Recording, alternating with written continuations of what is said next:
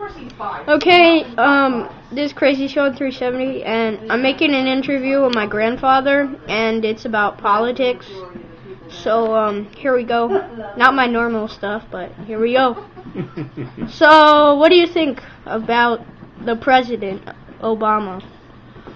I think he's very good for this country, and he has gone a long way towards restoring this country's image among foreign countries and working to develop long-range relationships that will come in very, very handy in the past as far as contributions to the International Monetary Fund and the war in Afghanistan and Pakistan. And although he's being criticized for not getting results immediately in terms of money and material things, he set the stage for long-range excellent relations with Russia, China, a large number of the Middle Eastern countries, and probably people like Netanyahu, who is coming around now to realizing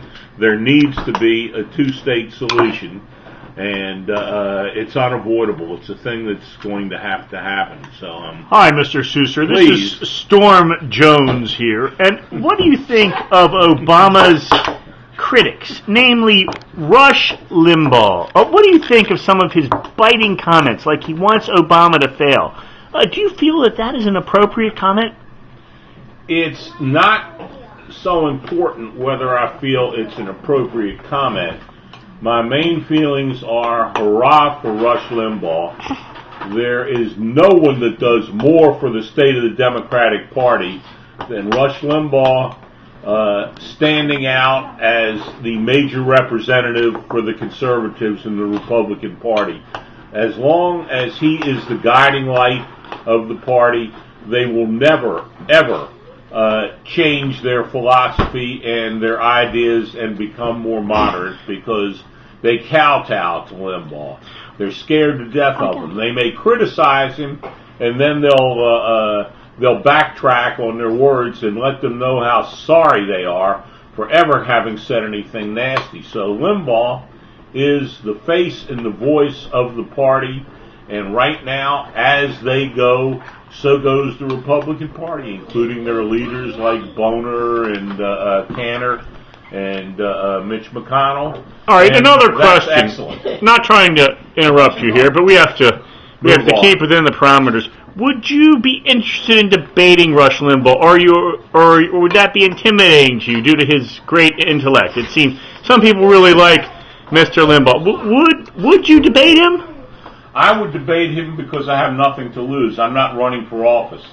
And if I said something nasty about him, I would not even think of withdrawing my statement. I would feel more like Colin Powell, who is the one Republican who stood up to Limbaugh, bashed him, and will not back down. And we're sort of in the same position, except I'm unknown and Colin Powell is a great leader and military man. So, yes, I would do that. Okay, how do you compare Barack Obama to JFK as in change waves? I think they both are excellent as far as their relations with people, their laid-back attitudes and ideas, their relations with the press, and just the general fanfare and camaraderie that's developed around them. Where they differ is that although Kennedy developed some good legislation, he was not really able to put it through, and it took, unfortunately, his death and Lyndon Johnson to push through most of his legislation, like the Voting Rights Act and Medicare and the like. But Obama, given that he's only been around for 90 days, has been excellent in passing legislation and is able to, I think, more effectively harness the Democratic Party, the Republicans being a non-entity at this point, in seeing things his way, with the stimulus bill that he's passed, the S-CHIP program, which of course is health insurance for 50 million children, stem cell research, the budget, and some of the secondary bailout programs that have come to pass. So I would put Obama at this point even one step beyond Kennedy, as much as I think of and thought of Kennedy. Okay, what would you rank Obama at being president, like worst to best? Like, what would you rank him on? President 100 days, Sean. Yeah, he hasn't really been president long enough to make any kind of enlightened comments on that. I think he stands a chance of being one of the top presidents, largely because he has the opportunity. The great presidents have always been thrust into major conflict situations where they have the opportunity to do great things for this country or fail.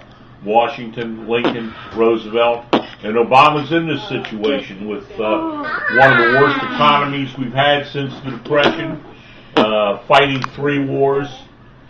He basically has got all the opportunities to excel, and I like to think he'll do that.